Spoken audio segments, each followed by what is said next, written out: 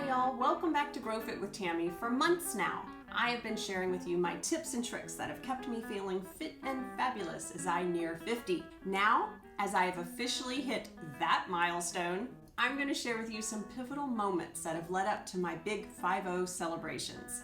And spoiler alert, I'm going to share with you successes, struggles, and yes, pitfalls that I fell into. The pitfalls. Some of them were really delicious. Before I continue, I'm Tammy Hackman and this is GroFit with Tammy. If you haven't already subscribed and rang that bell, do so that we can journey on together. Okay, so the lead up to my 50th was a 3-week trip that came about really suddenly to the United States. So we left Hong Kong and traveled to the US because there were family matters that we knew we wanted to be present for. During this time, we rented a car and we traveled for about 12 days, crossing 10 states and 4,000 miles. I think it was just over 4,000 miles in the rental car.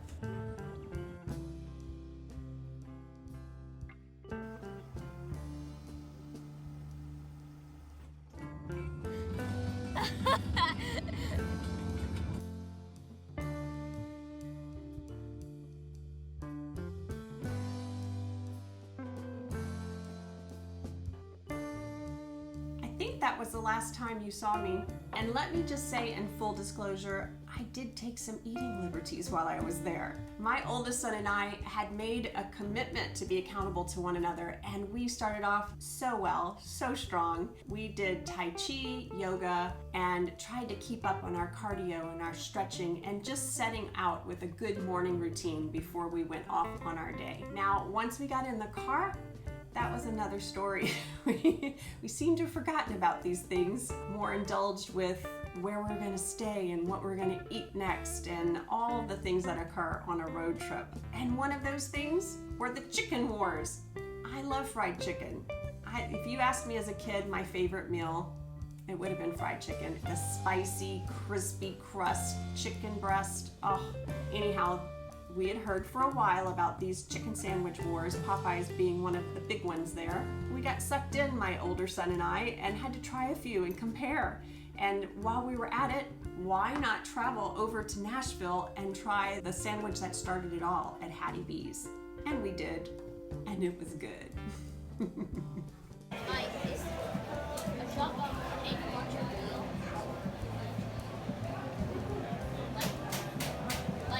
Yes, there's always small decisions to be made. And we were doing really well. Week 1, week 2. By week 3, we thought we're doing so well. Let's live a little. And I think that's where we derailed. That kind of thinking, don't need it in my life, especially at this age. It just gets harder to get back on track. Okay, before we go in with this tailgating, we picked up at the Iowa border an Amish homemade blueberry pie. I love blueberry pie. Coming in. Look at that. Look at that. Oh.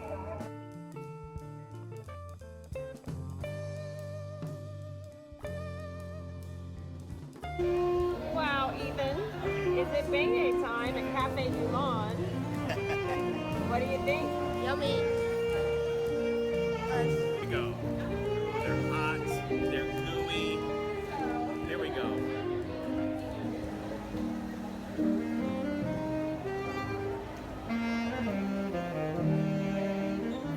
So sure enough, we would stop for gas, and my son started coming back with all these little treats that he too, living out of America for several years, was excited to try again. And you know, most of them we were excited about, but once we ate it, we thought, it tasted chemically. When you're used to eating quality, fresh ingredients, and you start to go back to some of the processed foods that you thought were so delicious years ago, they just don't have the same impact on you. Here's another derailment. Once you taste it and you know you didn't enjoy it, get rid of it, throw it away. Because if you're like me and you know it's there, you're gonna be called back to it. It speaks to me. All this time traveling and visiting with family and friends, I had hanging over my head the knowledge that to return to Hong Kong meant I would have to spend 3 weeks with my 10-year-old son who's not vaccinated in quarantine. And fortunately, it was a hotel. There are several hotels in Hong Kong that are designated for quarantine only. This came with challenges. I tried to prepare myself mentally for it. I read up and got suggestions and tips from other people that had been in quarantine. I'm very thankful for Facebook groups here in Hong Kong on just what to prepare for in their experience. This was helpful, and I did try to make a nice routine.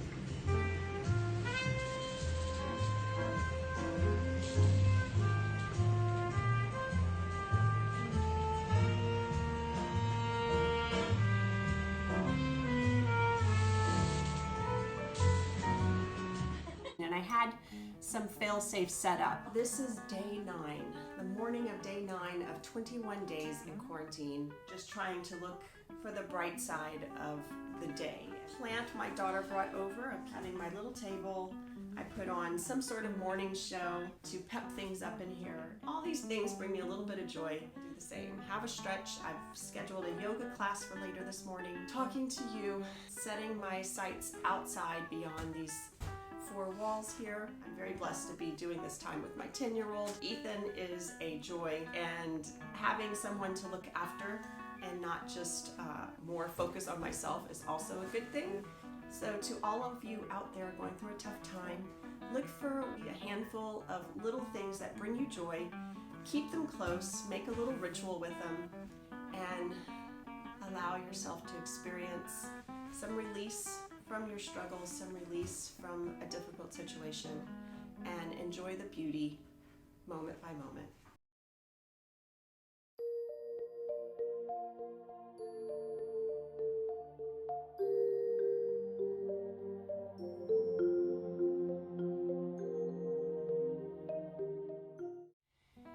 Beyond that, there was the eating. We were able to have groceries delivered. My family and friends brought snacks and treats that they knew I would enjoy.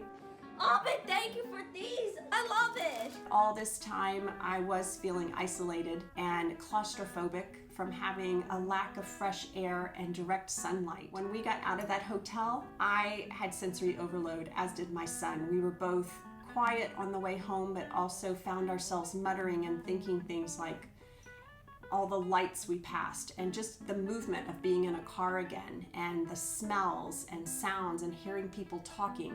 It was just a lot of stimulation we had become unaccustomed to after the quietness of the 4 walls in the hotel. 4 days later, after I got out of quarantine, my husband surprised me for my birthday, because that's when it hit.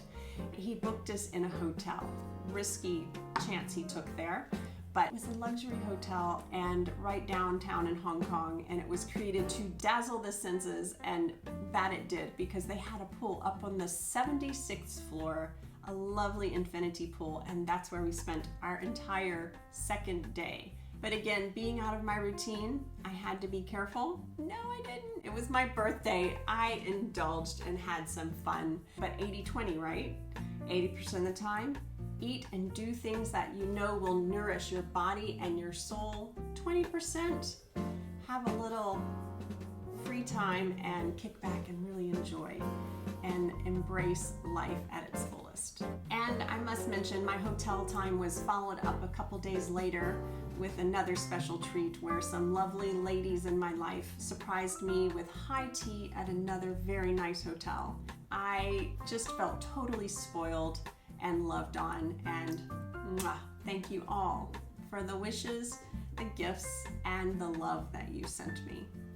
Well, I've been highlighting some insights and challenges that I've faced, and I know you will too. And as our bodies grow older, our minds can become more keen and our spirit grows wiser. We want to embrace life and live it to its fullest. So it's time for me to get back on track, because I know I experienced some hormonal imbalances through the liberties that I took in a few of those weeks. So as I get back on track, I'll be bringing you more of my how-to videos, like how to get back on track after you derail, and more of my breath work and yoga and recipes, as well as some vlogging I want to do, just taking you through my day-to-day life of experiencing Hong Kong and little hobbies I enjoy.